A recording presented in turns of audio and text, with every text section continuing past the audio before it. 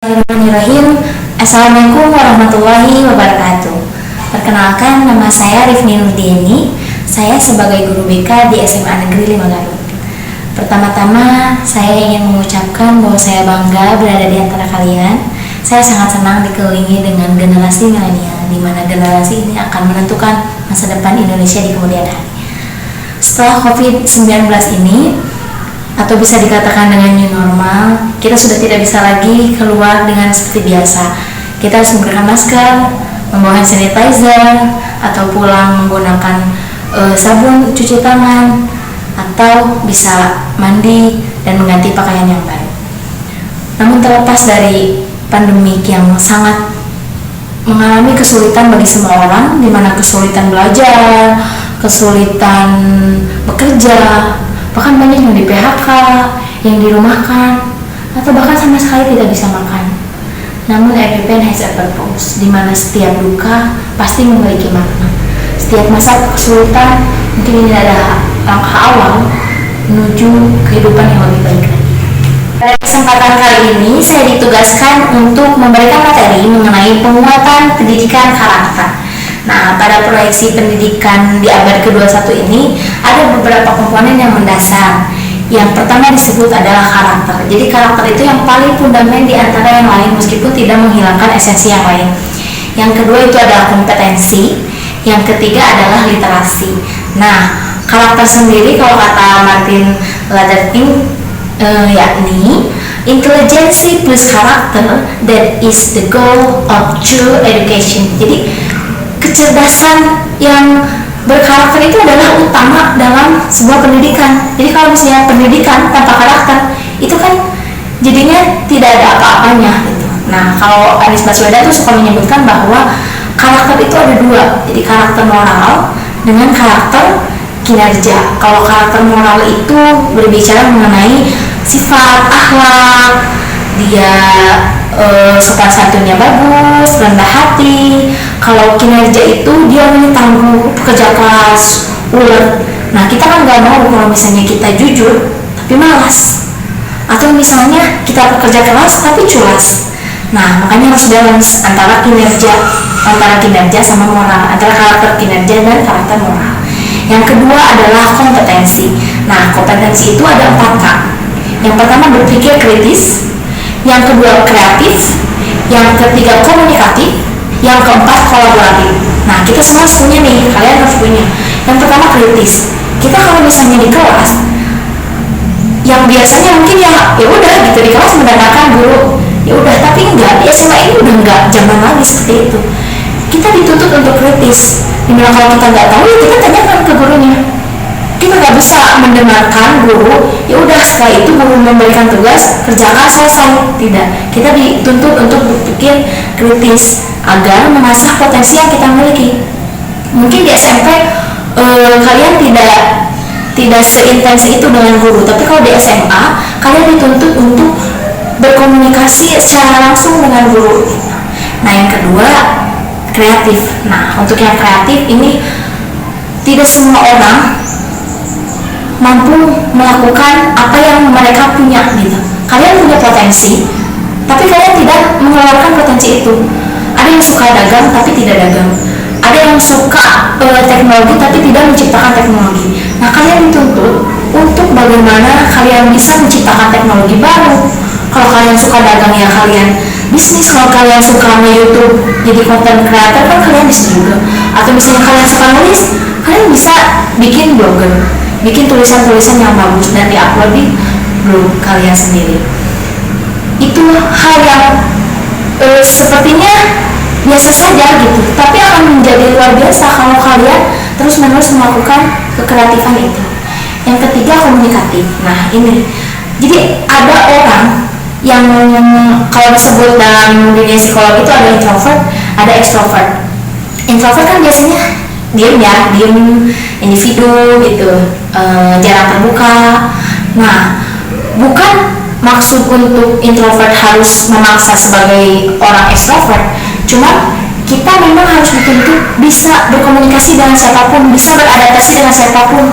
Enggak, misalnya sekarang SMP penumpuk gaulnya sama anak SMP Pamumpul, misalnya SMP Ciklop gaul sama SMP Ceket. Enggak, kalau di SMA ini kalian harus bisa bergaul dengan siapapun, tidak memandang kasta, tidak memandang kalian berasal dari mana. Kalian harus bisa berkomunikasi dengan yang lain, termasuk kolaboratif juga sama.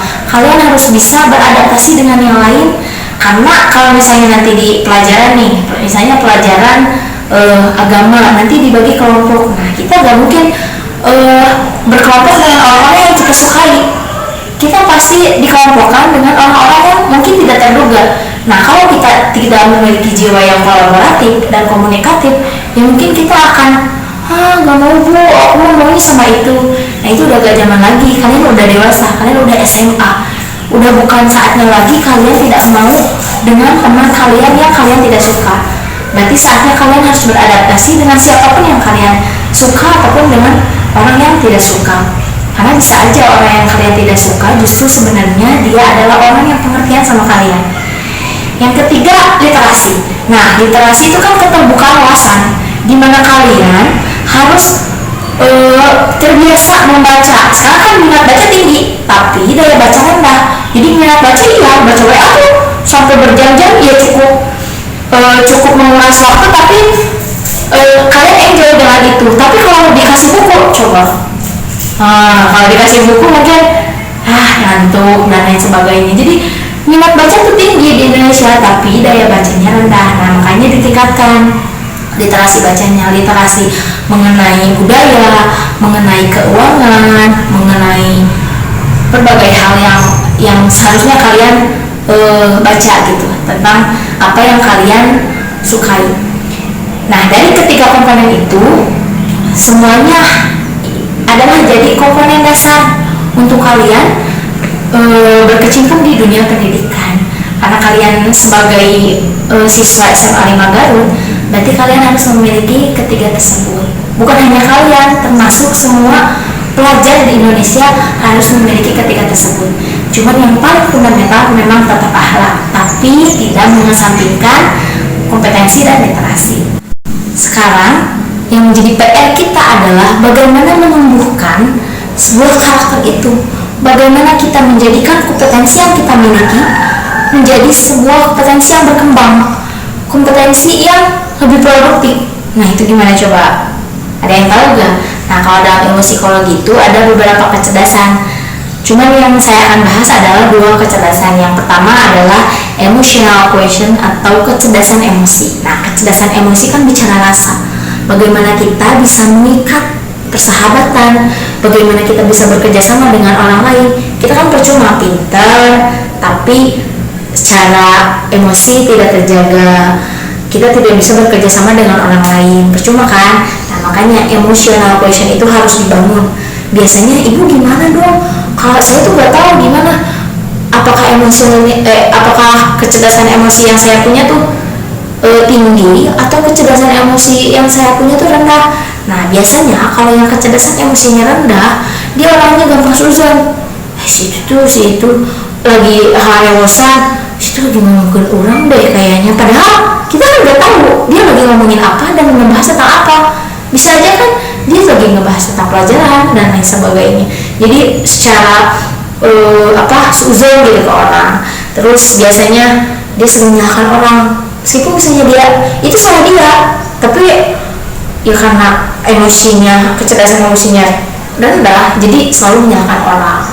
Atau misalnya dia selalu pesimis, dia gak ngerti orang lain lagi sedih atau lagi senang karena secara emosi dia tidak terkendali. Tapi kalau misalnya kecerdasan emosinya tinggi, dia biasanya orang yang pengertian. Dia tahu meskipun teman kamu misalnya gak ngomong pun, kamu tahu kondisi teman kamu sedang apa. Kalau misalnya kondisi teman kamu yang biasanya periang tiba-tiba diam dan kamu tanya, ya mungkin dia bisa aja marah dan lain sebagainya. Tapi kalau secara kecerdasan emosi kita tinggi, oh gitu dia lagi ada masalah deh, kita diamin dulu aja, biarkan dia tenang dan lain sebagainya. Mungkin itu kalian sudah memiliki kecerdasan emosi. Atau misalnya selalu berpikiran positif.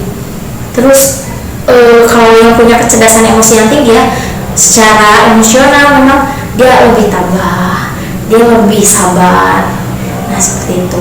Yang kedua adalah spiritual quotient atau kecerdasan spiritual. Nah, kecerdasan spiritual itu kan bicara hati, kecerdasan jiwa, kecerdasan bagaimana hubungan dia dengan Tuhannya, bagaimana dia terikat dengan agamanya, bagaimana dia terikat dengan apa yang Tuhan cintai dan apa yang Tuhan benci. Jadi kalau misalnya kita hidup tanpa keterikatan norma agama, ya mungkin kita akan jadi apa nantinya. Makanya ada batasan-batasan yang kalau misalnya dia memiliki kecerdasan spiritual, dia patuhi. Oh, ternyata narkoba gak boleh nih. Oh, ternyata seks bebas gak boleh nih. Ternyata pornografi gak boleh nih. Makanya kita harus hindari. Nah, seperti itu. Itu dua kecerdasan memang menjadi pemicu kita sebagai siswa untuk menjadi orang yang sukses. Jadi memang karakter itu adalah pemicu. Optimis kita itu emang menjadi penentu kita, dan keimanan yang kita punya dalam hati kita itu menjadi kekuatan untuk bagaimana kita bisa membangun masa depan yang lebih baik. Dengan demikian, yuk kita menjadi pribadi yang baru, lupakan masa lalu kalian yang cukup menyakitkan kalian, mungkin di SMP atau misalnya di lingkungan kalian sering dijudge berbagai macam hinaan. Kita lupakan, kita menjadi pribadi baru.